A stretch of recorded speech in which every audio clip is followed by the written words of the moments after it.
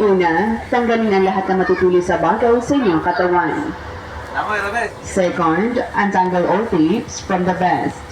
Pangalawa, tanggalin ang buhol ng life vest. Third, slip the vest over your head or shoulders.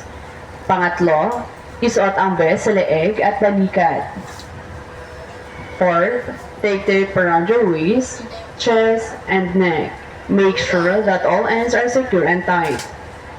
Pang-apat, ibuhol ang tali matatagpuan sa bandang bewang, dibdib, at leeg.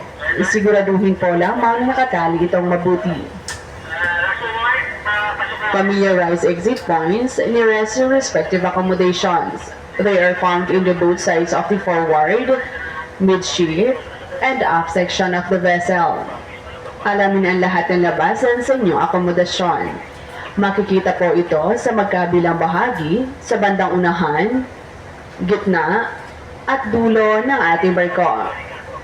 All passageways and exits must be clear from any obstructions. Huwag po natin lagyan ng anumang makakasagabal ang lahat ng daanan at labasan. Our ship is equipped with modern and regularly inspected life rafts to ensure the safety of our passengers. Each life raft is provided with sufficient life support supplies needed. Our well-trained crew will direct further emergency proceedings in the actual circumstances. Ang ating barko ay may mga life raft upang matiyak ang kaligtasan ng bawat isa sa oras ng pangangailangan.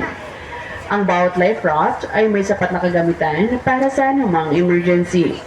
Ang aming mga crew ay mayroon din pagsasanay at sapat na kaalaman upang tumulong sa inyo sa lahat ng pagkakataon.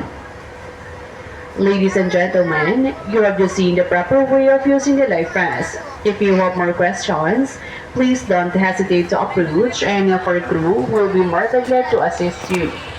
Sa lahat po ng aming mga panauhin, inyo pong napanood ay tamang pagsuot o paggamit ng life vest.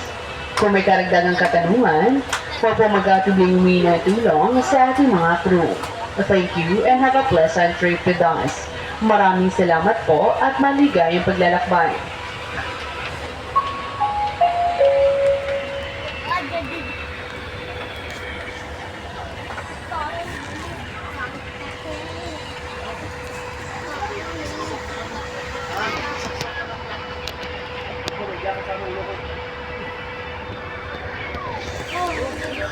Si Brownie, nasaan si Brownie?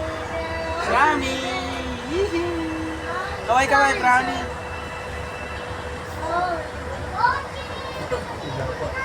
Kaway!